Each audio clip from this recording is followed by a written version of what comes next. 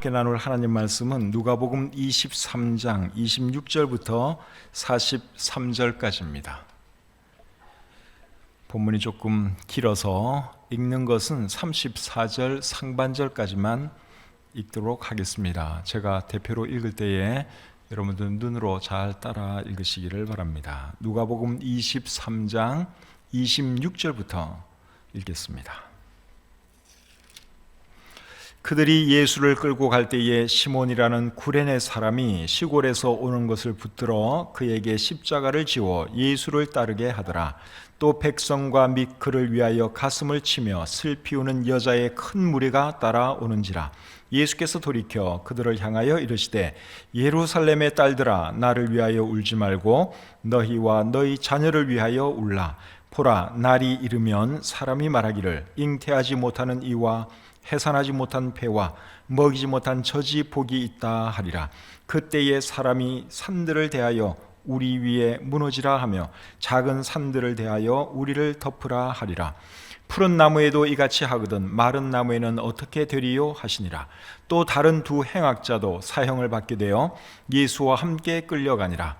해골이라 하는 곳에 이르러 거기서 예수를 십자가에 못 박고 두 행악자도 그렇게 하니 하나는 우편에 하나는 좌편에 있더라. 이에 예수께서 이르시되 아버지, 저들을 사하여 주옵소서.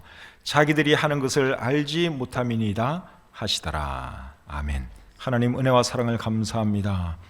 날씨가 많이 춥습니다. 추운 날씨 속에서도 저들을 안보해 주시고 또 건강 잃지 않도록 도와주셔서 감사합니다. 한 분도 좀 감기 걸리지 않도록 지켜주시고 또 코로나에 감염되지 않도록 하나님 보호해 주시옵소서. 주일에 온 성도님들이 이 자리에 모여서 하나님을 예배드려야 하지만 지금 그럴 수 없는 상황이라 저희들이 각 가정에서 예배를 드리고 있습니다. 하나님, 어디에 있든지 이 시간 온 마음을 다하여 우리 하나님을 예배하는 시간 되도록 인도해 주시옵소서. 부족한 종이 말씀을 전할 때 함께 해주시고 오늘 이 말씀이 또 우리 모두에게 큰 은혜가 있게 해 주시옵소서. 늘 예배를 위해서 수고하는 귀한 분들로 인하여 감사합니다. 하나님 기억해 주시고 축복해 주시옵소서. 모든 시종 주님께 의탁하오며 예수님의 이름으로 기도드립니다. 아멘. 자리에 앉겠습니다. 오늘은 누가복음 23장 26절부터 43절까지의 말씀을 본문으로 해서 너희와 너희 자녀를 위하여 울라, 이런 제목으로 말씀 전하기를 원합니다. 오늘 읽은 이 본문 말씀은 예수님께서 십자가를 지고 골고다 언덕을 오르셔서 십자가에 달리시는 내용입니다. 본문의 내용을 살펴보면서 우리에게 주시는 교훈이 무엇인지 함께 배워보기를 원합니다. 26절 말씀을 제가 다시 한번 읽겠습니다.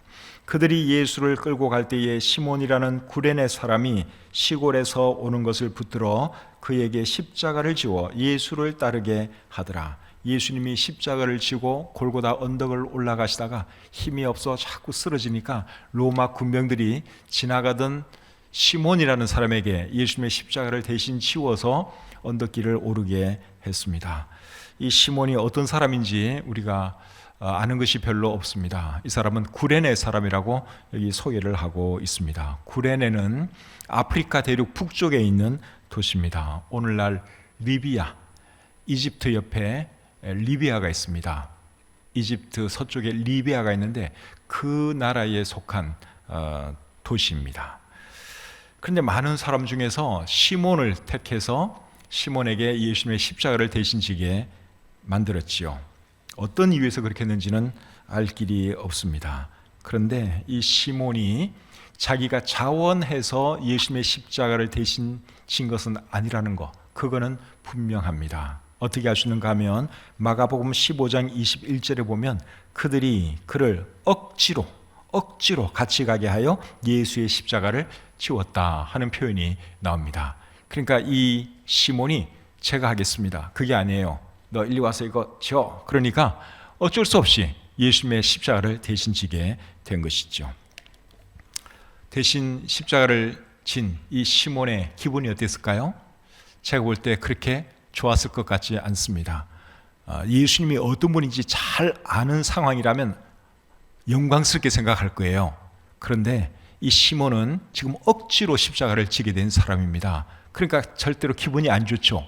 사형수의 십자가를 대신 지고 많은 사람들이 보는 가운데 그 언덕길을 올라가는 거, 그거 여러분 굉장히 기분이 안 좋은 일입니다. 그리고 힘은 또 얼마나 들었겠습니까? 그런데 이 시몬이 이제 이 일을 계기로 해서 결국은 예수님 믿는 사람이 되고 또 온 집안이 예수님 믿는 그런 집안이 됩니다. 성경에는 자세한 내용이 안 나와요. 그런데 우리 성경에 있는 두 구절을 잘 보시면 그런 것을 우리가 유추할 수 있습니다. 마가복음 15장 21절을 한번 보겠습니다. 마가복음 15장 21절입니다.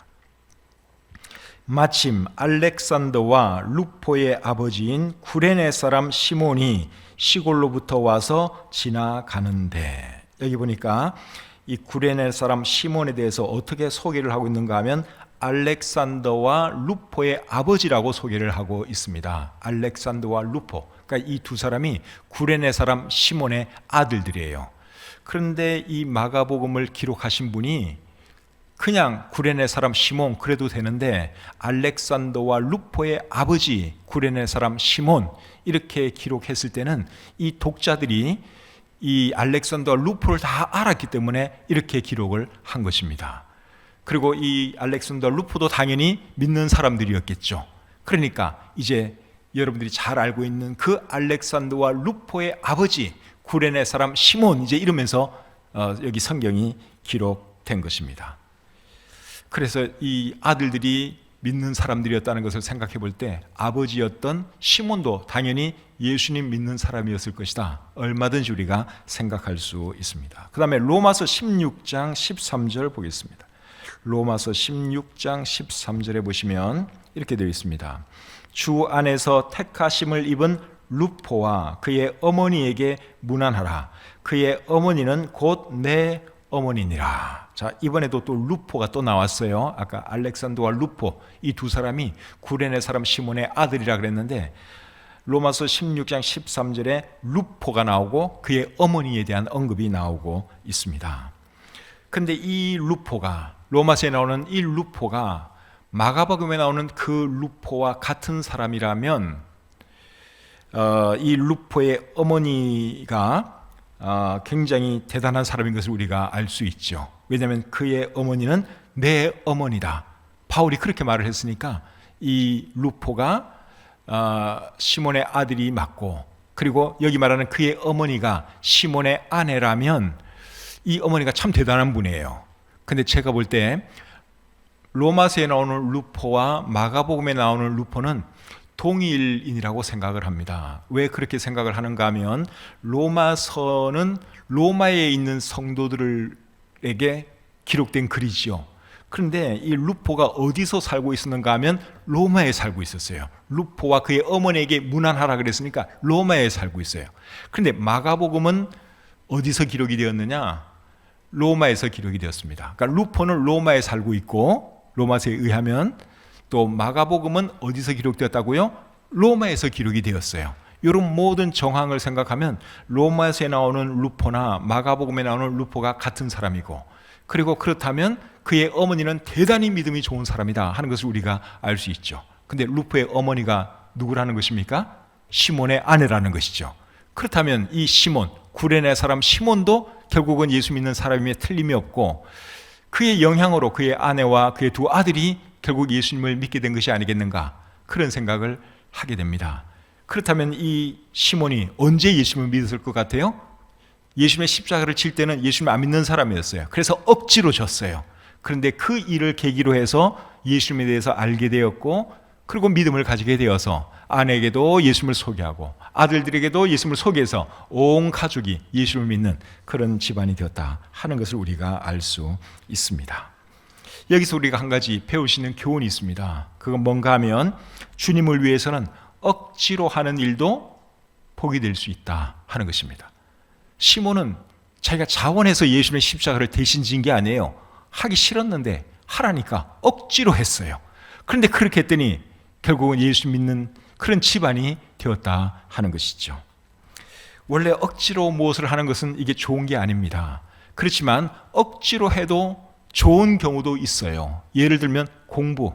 우리 학생들 별로 공부하는 거 안 좋아하잖아요. 저도 공부하는 거 별로 안 좋아했는데, 근데 하기 싫어도 억지로라도 공부하면 그게 유익이 됩니까? 안 됩니까? 유익이 되죠? 그러니까 공부는 하기 싫어도 억지로라도 해야 되는 거예요. 그런데 주님을 위한 헌신도 그렇다는 것입니다. 주님을 위해서 내가 헌신하는 거 하기 싫어요. 그래도 하다 보면 그게 복이 됩니다. 새벽기도 하는 거, 그거 힘들어요. 일어나기 하기 싫어요. 그런데 하다 보면 그게 복이 된다, 그 말씀이에요. 제가 지금은 새벽기도를 너무너무 좋아하는 사람이 되었는데 새삼신대교회 개척했을 때는 새벽기도가 없었습니다. 제가 자라난 교회가 새벽기도 없는 그런 교회였습니다. 새벽기도가 전혀 몸에 배지를 않았어요. 그런데 제가 개척한 그 교회에 나오시는 새 성도님이 저한테 하는 말이, 목사님 우리도 새벽기도 합시다. 새벽기도 안 하면 저 이 교회 안 나올래요, 그러는 거예요. 그러니까 제가 성도를 안 잃기 위해서 억지로 새벽기도를 했습니다. 근데 억지로 시작한 그 새벽기도가 제게는 큰 복이 되었다 하는 사실이죠. 왜냐하면 지금은 제가 너무너무 좋으니까. 전도도 마찬가지예요. 전도하는 거 사실 얼마나 힘듭니까? 시간도 내야죠. 사람들 찾아가서 또 필요하면 또 비유도 맞춰야 되죠. 돈도 좀 써야 되죠. 어떤 때는 하기 싫을 때도 있어요. 그래도 억지로라도 전도하다 보면 내가 전하는 그 복음 듣고 누군가가 주님 믿을 수 있고 구원받을 수 있다고 하는 사실입니다. 그래서 우리가 오늘 이 본문에 나오는 시몬을 통해서 배우시는 것은 주님을 위한 일은 억지로라도 하는 것이 좋다 하는 것입니다. 믿으십니까? 하기 싫어도 누가 우리 헌신 좀 합시다, 헌신 좀 해, 그러면 여러분 하기 싫어도 순종해 보십시오. 그럼 그게 틀림없이 나중에 복이 됩니다. 27절 28절 계속 보겠습니다. 또 백성과 및 그를 위하여 가슴을 치며 슬피 우는 여자의 큰 무리가 따라오는지라. 예수께서 돌이켜 그들을 향하여 이르시되 예루살렘의 딸들아, 나를 위하여 울지 말고 너희와 너희 자녀를 위하여 울라. 예수님을 보고 우는 여자들을 향해서 예수님이 뭐라 그러셨는가 하면, 나를 위하여 울지 말고 너희와 너희 자녀를 위하여 울라, 그렇게 말씀을 하셨죠. 그렇게 말씀하신 이유가 무엇입니까? 그 이유는 29절 30절에 나옵니다. 보라, 날이 이르면 사람이 말하기를 잉태하지 못하는 이와 해산하지 못한 배와 먹이지 못한 젖이 복이 있다 하리라. 그때에 사람이 산들을 대하여 우리 위에 무너지라 하며 작은 산들을 대하여 우리를 덮으라 하리라. 자, 이 말씀에 의하면 왜 예수님께서 너희와 너희 자녀를 위하여 울라 그렇게 말씀을 하셨는가 하면, 그들에게 큰 환난이 임할 것이기 때문에 너희와 너희 자녀를 위하여 울라, 예수님이 그렇게 말씀을 하셨습니다.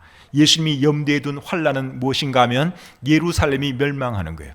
로마 사람들이 쳐들어와서 예루살렘에 있는 사람들을 죽이고 임신한 여자들의 배를 가르고 이제 그런 짓을 할 것을 예수님이 보셨기 때문에, 그래서 잉태하지 못하는 이와 해산하지 못한 배와 젖 먹이지 않은 그 젖이 복이 있다, 예수님이 그렇게 말씀을 하신 거예요. 이제 전쟁이 일어나면, 로마 사람들이 쳐들어오면 아기 벤 임산부들, 임신부들, 또 어린 아이를 데리고 있는 그 산모들 얼마나 힘들겠습니까? 자기 몸 하나 그 도망치기도 바쁜데 아기까지 챙겨야 되니 얼마나 힘들겠어요. 그래서 예수님이 이런 말씀을 하신 것입니다.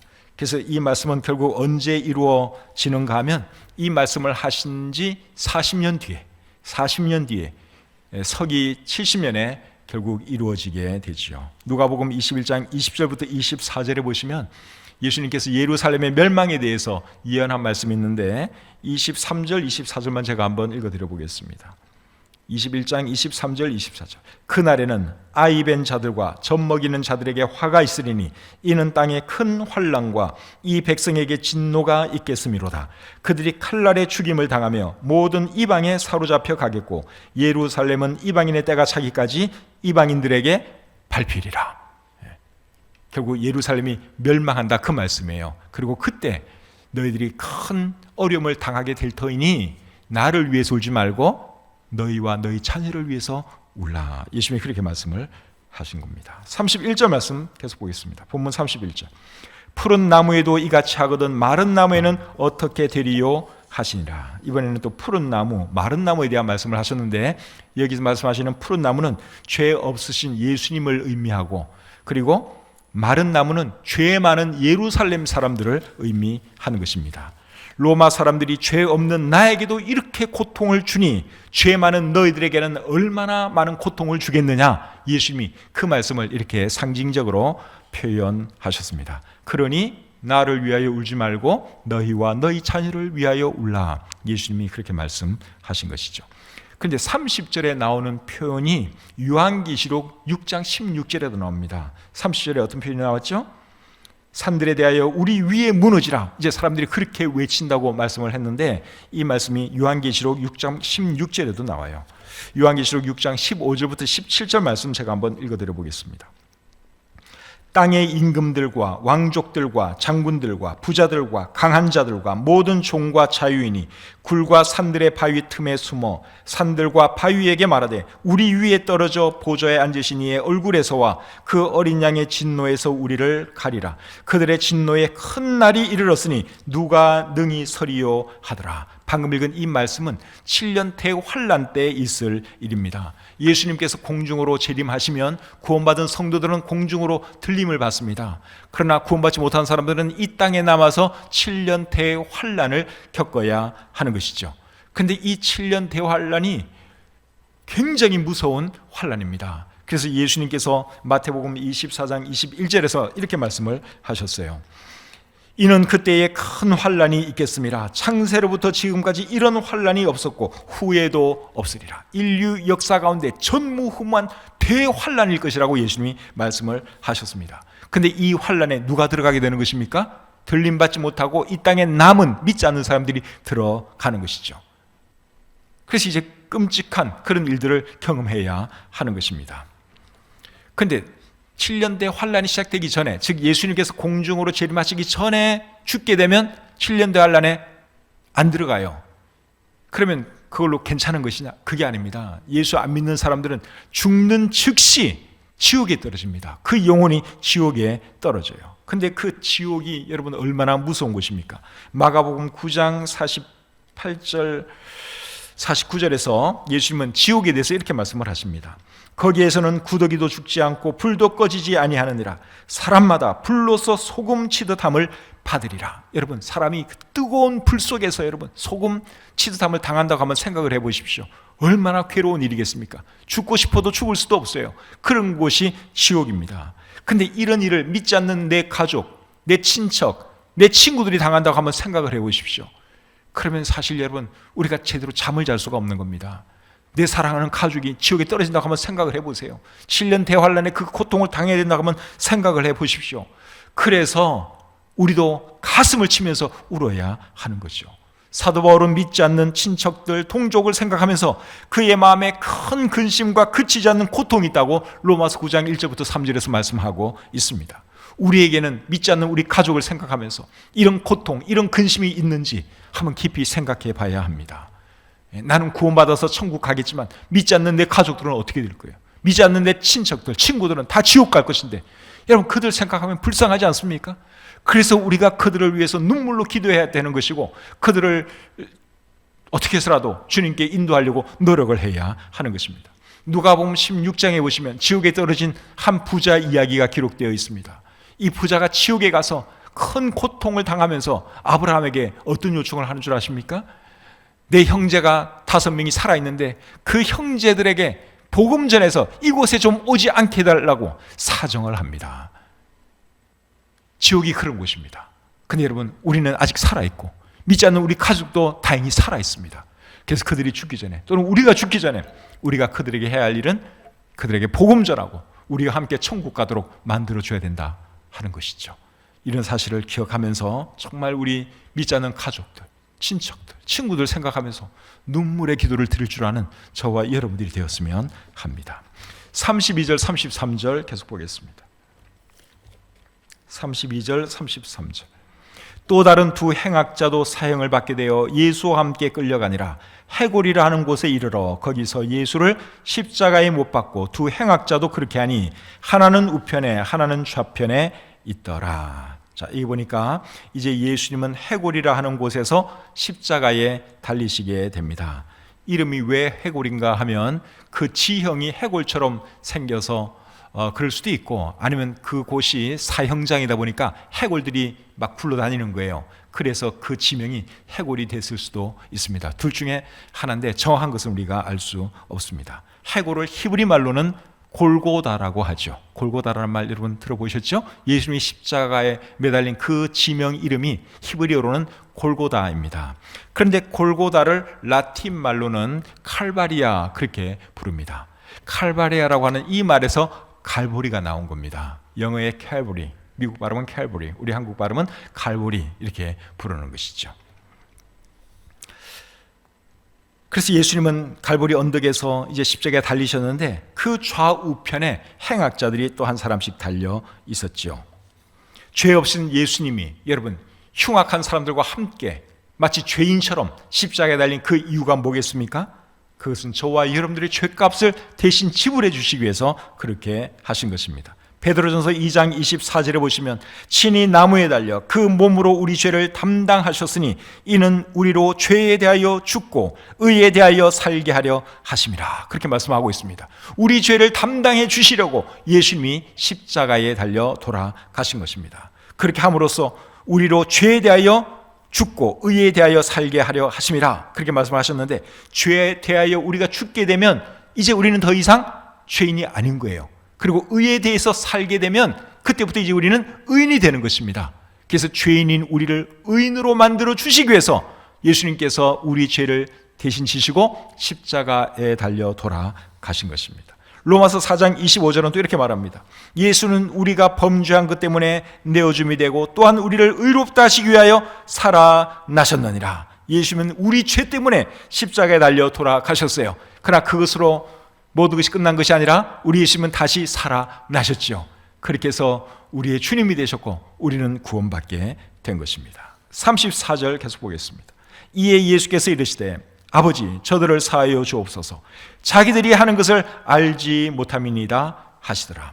예수님을 십자가에 못 박아 죽인 사람들은 이스라엘의 종교 지도자들, 그리고 그들에게 충동된 이스라엘 사람들, 그리고 빌라도 총독, 로마 군인들이 예수님을 직접적으로 죽인 사람들이라고 할 수 있습니다. 그런데 그 사람들은 예수님을 십자가에 못 박아 죽이면서도 자신들이 지금 누구를 십자가에 못 박아 죽이는지를 깨닫지를 못했습니다. 그런 그들을 예수님은 용서해 주셨죠.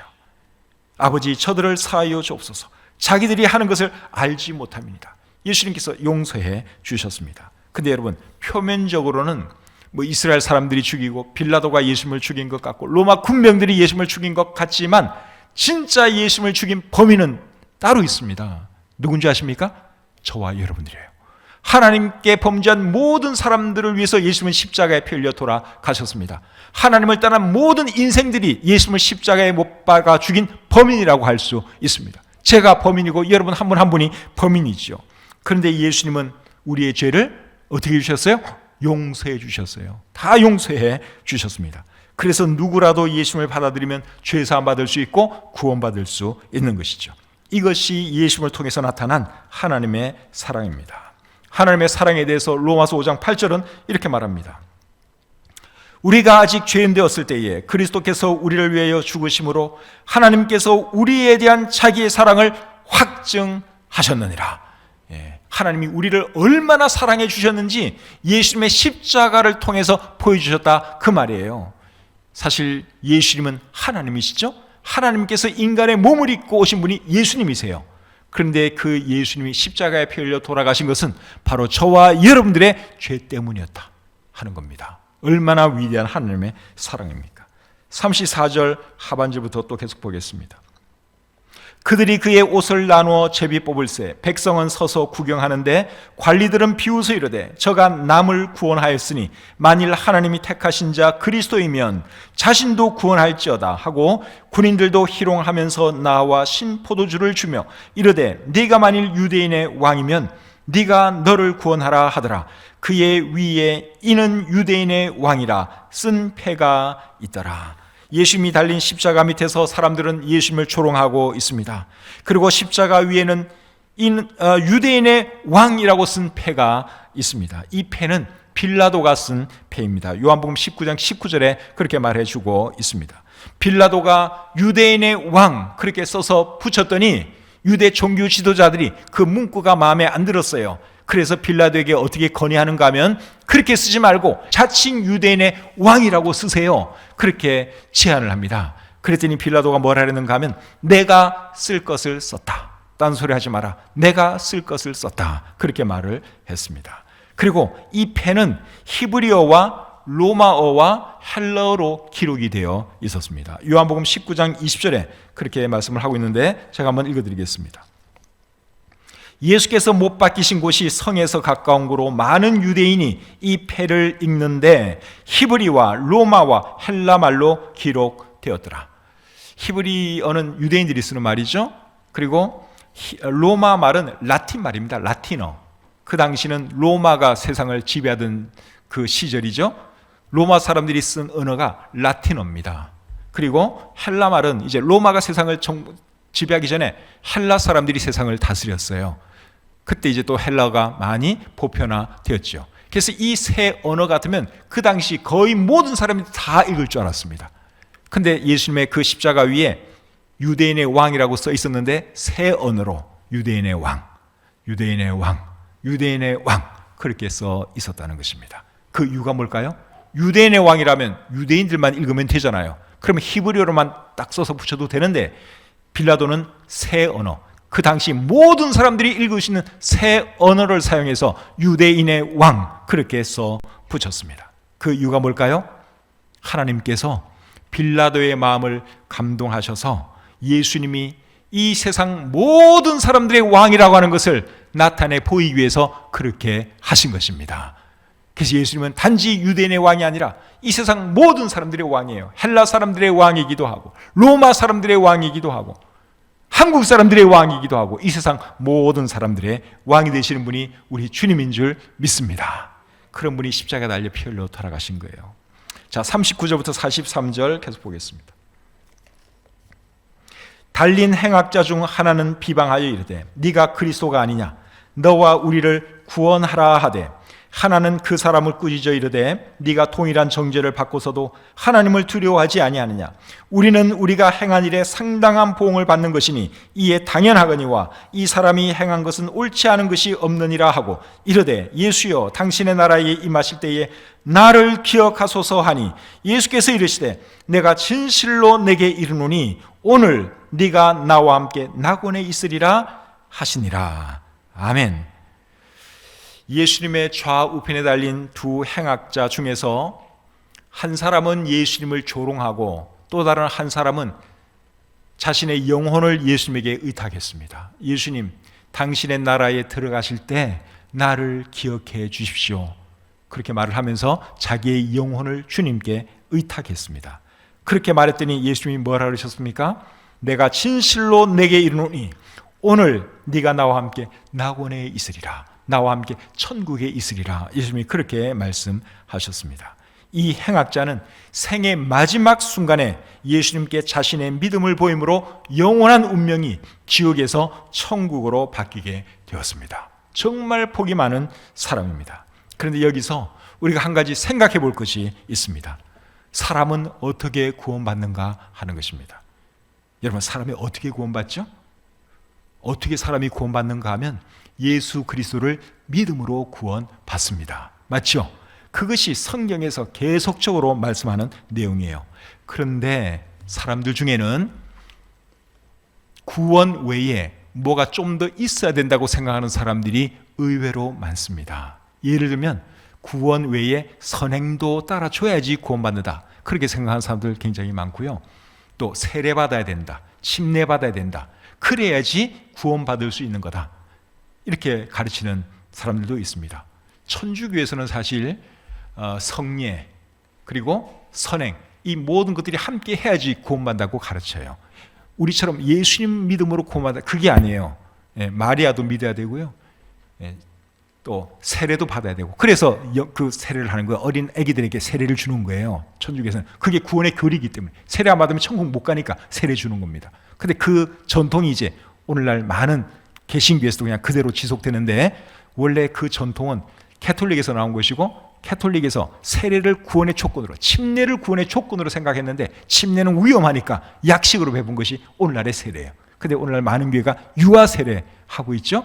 천주교에서 나온 겁니다. 천주교에서는 구원 받기 위해서는 세례를 받아야 한다, 침례 받아야 한다, 그렇게 생각을 했기 때문에 그렇게 아기들에게 이제 침례를 주다가 위험할 수 있으니까 세례로 바꾼 거죠. 그리고 또 어떤 사람들은 영접기도 해야지 구원받는 거로 생각하는 사람들도 있습니다. 믿음 외에 영접기도가 반드시 있어야 된다, 회개기도가 반드시 있어야 한다, 그래야 구원받는다, 그렇게 생각하는 사람들도 상당수 있습니다. 그런데 여러분, 만약에 지금 제가 방금 말씀드린 선행이라든가 침례라든가 영접기도가 구원의 조건이라면 오늘 이 본문에 나오는 십자가 옆에 강도, 이 사람 구원 못 받습니다. 왜냐하면 이 사람은 선행한 것이 없어요. 살아가는 동안 착한 일하고는 해본 적이 없는 사람이에요. 이 사람은 세례도 안 받았고 침례도 안 받았어요. 그리고 영접기도도 안 했어요. 우리가 소위 말하는 하나님, 내가 죄인입니다, 내 죄 용서해 주십시오. 여러분, 이분이 그런 고백을 했나요? 안 했잖아요. 그냥 자기의 믿음을 예수님께 나타내 보인 것밖에 없어요. 근데 그 믿음 하나 보시고 예수님이 오늘 네가 나와 함께 낙원에 있으리라, 그렇게 말씀을 해 주었죠. 그래서 구원은 전적으로 믿음으로 받는 것이다 하는 것을 여러분들이 굳건하게 붙드시기를 바랍니다. 믿음 외에 플러스 nothing, 마이너스 nothing이에요. 정말이에요. 믿음으로 구원받는다 하는 것을 여러분들이 꼭 기억하시길 바랍니다. 에베소서 2장 8절 9절 말씀 보시면 이렇게 기록되어 있죠. 너희는 그 은혜에 의하여 믿음으로 말미암아 구원을 받았으니 이것은 너희에게서 난 것이 아니요 하나님의 선물이라. 행위에서 난 것이 아니니 이는 누구든지 자랑하지 못하게 함이라. 이 말씀에 의하면 결국 구원은 믿음으로 받는 것임을 우리가 알 수 있죠. 사람에게 필요한 것은 믿음이고 하나님께서 사람에게 주셔야 할 것은 은혜. 사람의 믿음과 하나님의 은혜가 딱 만날 때 구원의 역사가 일어나는 것입니다. 그럼 또 어떤 분들은 질문해요, 저한테. 그럼 목사님, 회개는 뭡니까? 회개도 해야 되는 거 아닙니까? 회개는 뭔가 하면요, 불신앙에서 신앙으로 돌아서는 그것이 회개입니다. 안 믿던 사람이 믿게 되는 그 자체가 회개입니다. 오늘 이 강도가 이제 믿음의 고백을 했잖아요. 자기의 영혼을 의탁했죠. 다른 우리 복음서에 보면 처음에는 같이 욕했어요. 두 강도가 함께 예수님을 막 욕하고 희롱했어요. 그러다가 한 강도가 생각을 바꿨어요. 아, 이게 아니구나, 이분은 하나님이 맞구나. 나중에 생각의 변화가 일어났어요. 마음의 변화가 일어난 거예요. 그래서 불신앙의 그 마음이 신앙의 마음으로 바뀌게 된 것입니다. 그래서 예수님에게, 예수님, 당신의 나라에 들어가실 때 나를 기억해 주십시오. 마지막 순간에 생각이 바뀌고 마음이 바뀌어서 그런 부탁을 하게 된 것입니다. 그게 회개예요. 회개와 믿음 차이 이해가 되시죠? 그러니까 회개와 믿음은요, 이게 분리할 수가 없어요. 항상 같이 가는 것입니다. 이게 자꾸만 분리해서 생각하려고 하는데, 여러분, 믿음과 회개는 그냥 두 바퀴처럼 생각하시면 돼요. 바퀴가 두 개가 있어야지 이렇게 구르마를 끌고 갈 수 있잖아요. 예. 그래서 구원과 믿음은 두 바퀴와 같은 것이고 동전의 양면과 같은 거예요. 한쪽 면만 있는 동전, 그런 거 없잖아요. 항상 같이 있듯이 믿음 안에는 회개가 반드시 포함되는 것이고 믿음 안에는 또 회개가 반드시 포함되는 거예요. 분리하려고 하지 마세요. 그러니까 내가 믿음으로 구원받는다 이렇게 말한다고 해서 강현 목사는 왜 회개해야 된다고 말을 안 하지? 제발 그런 무식한 얘기는 좀 안 했으면 좋겠어요. 이해가 되시죠? 우리 성경이 말하는 것은 그냥 믿음을 강조해요. 믿음 안에 다 포함되는 말이기 때문에 그렇습니다. 여러분들은 예수를 믿음으로 구원받은 사실이 분명히 있으십니까? 그런 분들은 복 있는 분들이에요. 아직 구원받지 못하셨으면 꼭 예수를 받아들이시고 구원받으시기를 바랍니다. 그리고 구원받으셨으면 예수님을 증거하는 그런 삶을 우리가 살아야 합니다. 오늘 읽은 이 본문에서 예수님이 나를 위하여 울지 말고 너희와 너희 자녀를 위하여 울라 그렇게 말씀을 하셨는데, 구원받지 못한 우리 가족들, 친척들, 우리 친구들 생각하면 사실 여러분 우리 통곡을 해야 됩니다. 우리는 천국 갈 수 있는데 믿지 않는 우리 가족들을 어떻게 할 거예요? 그 영혼들 지옥 가서 고통당하는 거 생각하면 여러분 마음 아프지 않습니까?